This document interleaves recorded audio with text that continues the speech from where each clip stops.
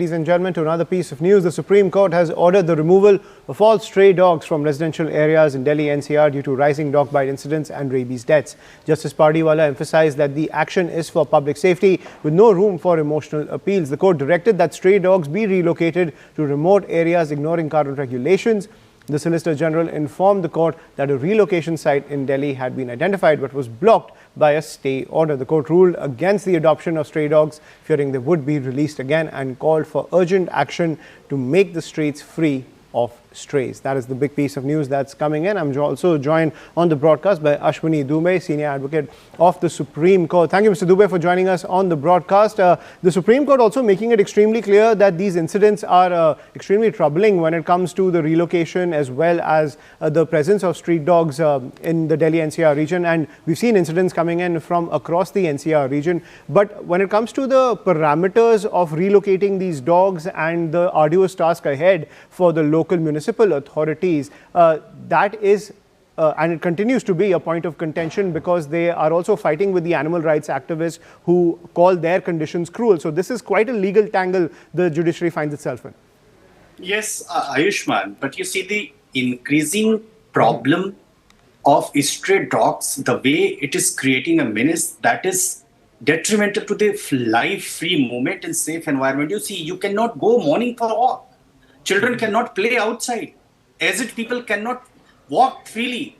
So the way it is creating menace, and the people who are the protectors of these dogs, the way they feed them without any safety parameters, and sterilization is not working. So only way out is the municipal authorities have to work together jointly. NDMC, MCD, and all other municipal authorities collectively will have to work to give a safe, free environment. You cannot put the life of citizens in trouble. Right. So even the animal activists or whosoever talks about their rights, they should first ensure that every dog which they are feeding is free from the rabies free. And they are not ensuring it. Moment it comes, they immediately come and cite certain examples, certain laws. Any law does not say that it is above than the human life. Now you see there are 22 lakh dog bite cases and 5 lakh other animal, including monkey bite cases in 2024 itself. See, the statistics is worrisome.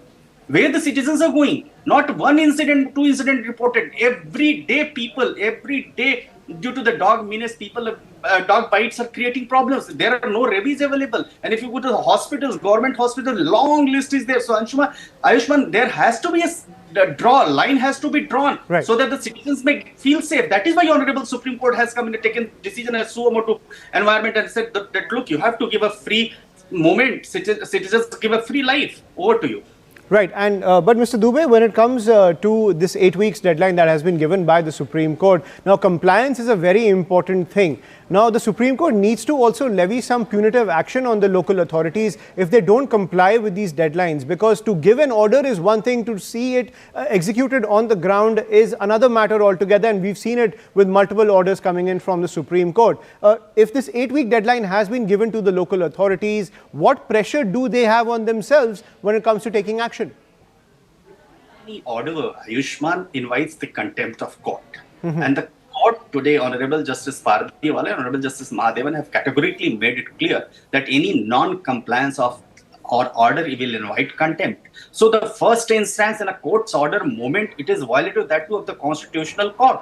The contempt of court is the first instance. Now the other punitive action, if you see the pet dog bites somebody, then there are other provisions under the BNS Act. That's a different altogether. But since the Supreme Court has strictly made a deadline of 8 weeks, and unless and until it is relaxed by the Honorable Supreme Court, that would be contempt of court. Any citizen can go there and may say that look, that deadlines are not being followed by the municipal authorities, and at the first instance responsibility lies on the municipal authorities. They have to do it. They should have done it. It is their responsibility only. Where was the order of the court?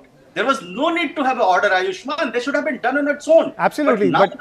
But you know how things work without intervention of higher authorities. Even the local authorities, the elected authorities, they need that Damocles sword, as they say, when it comes to the legal, to the judiciary, to push them into taking this kind of action. Otherwise, I completely agree with you. It's quite a menace. But you're talking about street dogs at the end of the day. But when it comes to these high-rise societies, we've seen so many cases where Owners buy dogs, they don't train them, they don't give them their shots, and those dogs, during those morning walks itself, they're handled by the domestic staff who don't know how to handle dogs properly.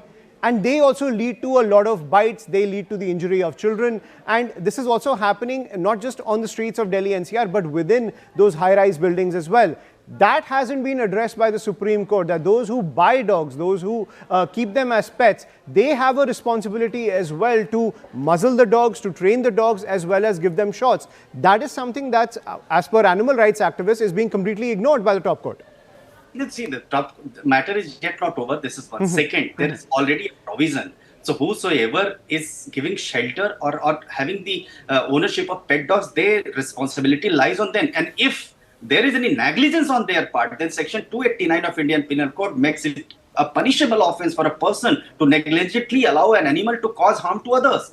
And if the dog owner knowingly let their dog roam freely, which then resulted in a bite, then that could be liable under the other provisions of the Indian Penal Code. And you see the Chandigarh High Court's order, which came few months back, the Honorable High Court imposed a fine of 10,000 and also asked for the punitive action against them. So that responsibility lies on the dog owner to first ensure that the citizens are not, that these pets are not creating any problem to the citizens. This is one. Second, if there is a violation, then at least you can identify the dog owner, that he is the dog owner. You can go to the police, you can go to the court. But here, so far as the question comes up, the stray dogs, who is taking ownership? Those dog lovers, the feeders, they even don't bother. They come and start fighting. I myself a witness. I have stopped walking in the morning. I'm telling you, I was surrounded by many dogs at one point of time. Somehow the guard came and rescued me. My office boy has the dog bite was day before yesterday. He's in the hospital. 8 injection lagwa ke bukhar aur aa gaya. So Ayushman, there has to be some responsibility. Check and balance has to be there. And the Honorable Supreme Court very rightly had taken a decision, and it should be followed in true letter and spirit. And Ayushman, I must urge from your behalf to the viewers that they should file a contempt of court cases if there is any violation of the order. Right? Citizens must know their right so that the people are not affected by the dog bite. Right. And is that something that you found out in this entire case, that we see this dog menace now, not just in the Delhi NCR region, but across the country? The sections of the law, the articles of the law that are available for citizens to go to the police, to go to the court, that is something that the common man is unaware of, that there is this massive legal avenues in front of them that they are not aware of, where they can seek remedy when it comes to these dog bites and the management of dogs.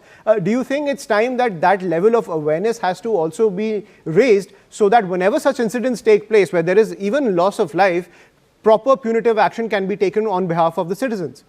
Yeah, of course, the responsibility of the executive to ensure that each and every citizen is aware about this order. The responsibility lies on the executive and government to ensure that citizens know their rights so that they can go to the court or they can go to the appropriate authority for redressal of their grievances. It's a complete constitutional right. And everyone, so look, when any order is passed by the Supreme Court, like in Nirbhaya case, you see when the criminal amendment took place, each and every Nirbhaya thanas were made all over the country. And here, when you see the 22 lakhs dog bite cases and 5 lakh other animal, including monkey bite cases, are worrisome statistics. And in this case, government, not only in central government in collaboration with the state government, they must collectively work to give a free environment to the citizens so they can roam. You see, Honorable Justice Bikram Nath's judgment that I cannot go for cycling in the morning. Moment I go, kutte aate hain, daudane lagte hain, kahan jaye? So if this kind of statement is coming from a constitutional judge, you may understand what is going with the normal citizen, common citizens.